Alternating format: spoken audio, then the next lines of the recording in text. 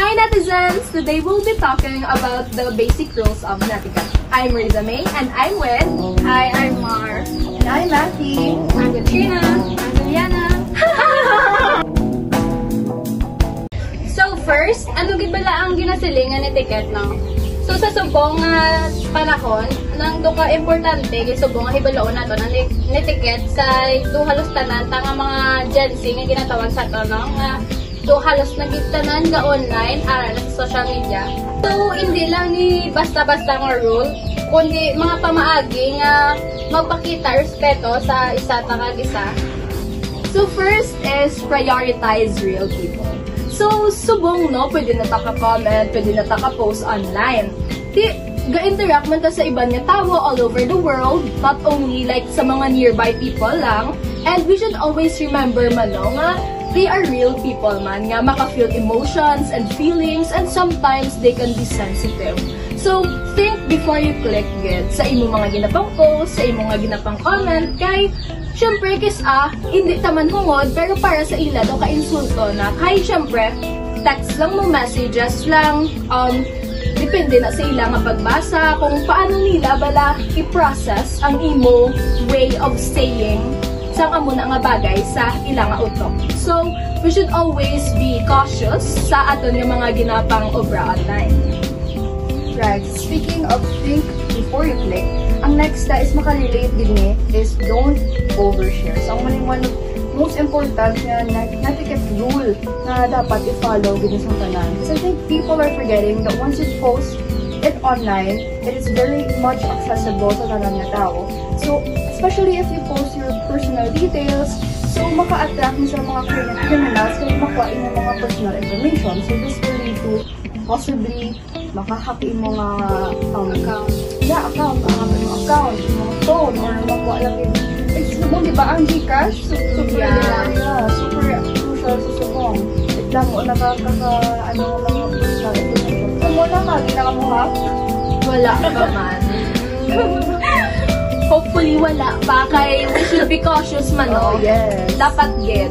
Kag speaking of don't overshare, nang interagin ka don't overshare, kay nang mag-sample, mag-post ka mo sang picture nyo, pwede man.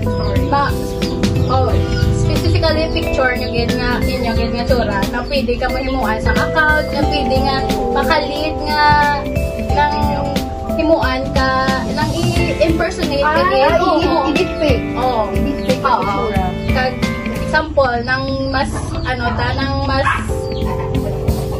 okay. So, example, nang sa online shopping, di ba?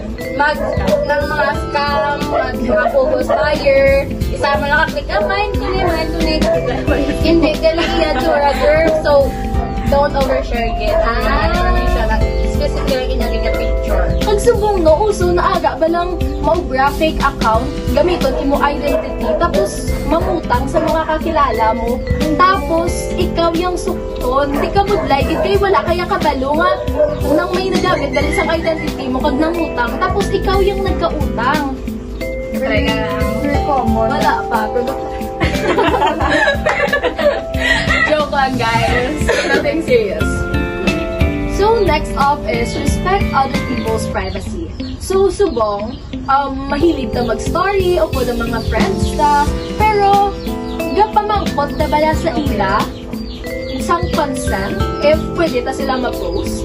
Like, may ara, gidi diba mga people na very low-key, pero, it's also for their safety man. Kay, syempre hindi sila gusto nga ang ilatsura is ara online, galakta lang da. Kay once na daan yung i-post mo online, it could stay there forever na.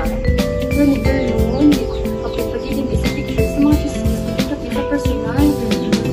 Kag sa online, pag-ibig, diba, usually, makipag-bond ka, mag-chika-chika sa mga friends na online na may GC pa gani. Hindi magsalik si friends dahil may mga snitch dahil. Ako pag no, ang mga snitch na bala, dapat privacy is privacy. Kahit ako akong imo, sorry. Sige lang.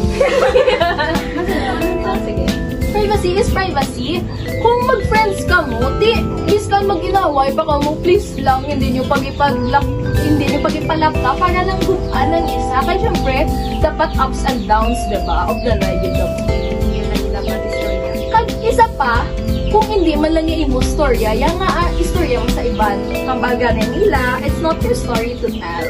So to, privacy is privacy. So biskan friend ka muna, nang no matter how close you are with each other and ano in your relationship sa isa ka tao, nang wala ka karapatan nga i-invade ang ilang privacy or personal space na ginatawag. That you should respect that whether you like it or not, nang do ka basic human decency na na. Sa email sa pagit ka na second rule, ang don't spam. Kabalaman ka mo nga damo na sang unwanted messages nga galabay, hindi ta pag-usikan ang impact sa atong mga friends kag families. Gani, ang aga, pagit ba lang spam na, damo, hindi ko na pala may makita, natakpan, hindi ko na, kaya ang ako, mga important emails, iyawan na ko panita, kailangan ko pa mag-scroll sa pinakadalong para makita ko. Pero mayo man, kaya ang email, kung i-swipe mo lang sa left, makita mo na ang mga important, ang to-stare, kaya ang important na...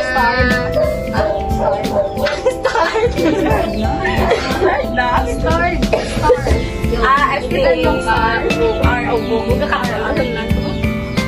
So, mayo man, mayroon na sa email, subong ang i-swipe mo lang na kung hindi na sa left or right, ang telephone mo. Nga, ito mo kung mo lang na makita na ito ka na pang filter na nila, na pang separate na nila. Kaya, don't spam it. So kung mayaman sa respond, need to in as a message. Hindi kita masyado magpaka-stress sa pag-reply sila. Kaya kung hindi man kita yung magpapalot, pwede ka magpapalot sa quick update. Hindi lang pwede pagbabayan ang ilang mga message or ignore. Kaya syempre man, gusto kitawan bala kung agang naka-deliver man, tapos wala pa ka ba ng message to is-ama minsan man ta, ayala, basi ng importante. Basi hindi ta importante para sa ila. Kaya man mga tao nga sensitive, gidya kaayo, like, ginapadalman, gidya nila ang kadagiyo mo. Kag, oo, pwede man. Kag oo man, nang if ever man gid, nga na baton nyo na ang messages, kag, mas importante, guguro, nga, kung wala ka man ginaubra, i-open na lang, kay basi importante man ang ihambar o basi ng emergency. So, need na yun na ibasahon. Kag, mayroon man, di ba, update sa sa Instagram nga, if ever man nga mag-send ka mo sang message, kung wala kang oras, pwede nyo na ma-schedule subong nga ma-send lang doon ang message kaya para doon hindi man hassle sa inyo. Mura. So, next is help control flame wars. So, sa dire, di ba, usually nakatabo ng mga inaway and stuff. So, para mo-control ang flame wars, nang siguro, instead of replying that, super harsh, pabala mga mura, diba? That just fuels the fire sang, sang war na kakatabo na. So, instead of arguing online, maybe you can just settle it in person para hindi na mag-away pag yun. Diba?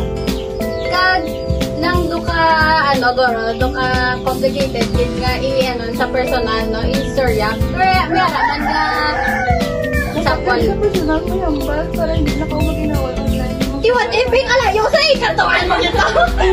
Not online, but like through DM, through a DM, Like, ang kamo lang malamig get private, guys. Private. Hindi lang kamo man lalaki at kaya diba, usually, kung online naman, nasagot na tala. Sige ka, sinyo! Hindi, sige na lang yan. Kaya diba, kung online, kaya diba, kung public, may aga, ginayang ako makakita away, issue na dayon, makalat na. May aga iban nga maside sa amuna, ang iban gani, gina-abuse pa nila ang someone nga opposite niya sa ilang beliefs. So, instead na matapos ang issue, malakta padalong pagid, no? So, next is check for grammar and spelling mistake. So, biskan sa casual nga conversation, kag sa online, or sa sa TikTok ta, sa Facebook ta, kung makakita ka mga do ka wrong grammar lang man or do sa laang nila nga spelling nang correct them in a nice way. Kag nang do kag dapat nang do ano kamo bala nang understandable or like do ka open-minded kamo abase nang do na sala lang naman isa or do ka mo na pwede nyo man lang sila educate or Mamangkot liwat. Or pwede ba ma-search ka na, girl? Ma-search ka na. Or pwede man habaya nga, ano ginanamin mo nga muna, okay, yung mapagali. Kung sa imo na nang balakaw, i-chat mo na lang siya kung ang grammar, kung spelling. Ibase, pag-post mo, lain ang pag-introduce sa iba. So, mag-away, diba? So, I think sa imo man sa, before ka man mag-post, i-chat mo man ang grammar, spelling mo. So, dapat niya kada nga self-awareness. Mabuligan mo man ang ginastorya mo, save time, kag energy, mag-intindi ang message mo. Kaya kung ungrammatical na, tapos ang spelling, ang mga messages, pag ginabala nga, ang capital, biskan diin lang. Di masala, pati hindi, ano nang ginalamin mo man, lalo na kulang kama, mga punctuations, malingin, di yung ulo mo, ya, hindi mo mag-gets. As a person, personally, hindi ko man gusto nga, nang mamangkot sila liwat, kay may luka insulting kasi ilang kahit possible mo minsan sila nga my gosh why ako nila intindi so dapat ako okay last rule nga itakon naman check your facts before posting hindi maayo magpalagtas ng informasyon nga hindi verified kay bisan casual man may epekto man kapag sa iban hindi lang natin pagkalimtan ang pag-check sa aton mga informasyon at least mag-post importante gid nga ma-verify ang aton nahambal agud hindi kita magpalagdas ang fake news o misinformation. So again, no, nang ano man na, important man na kay maka-mislead man sa aton audience and could also cause chaos sa online world.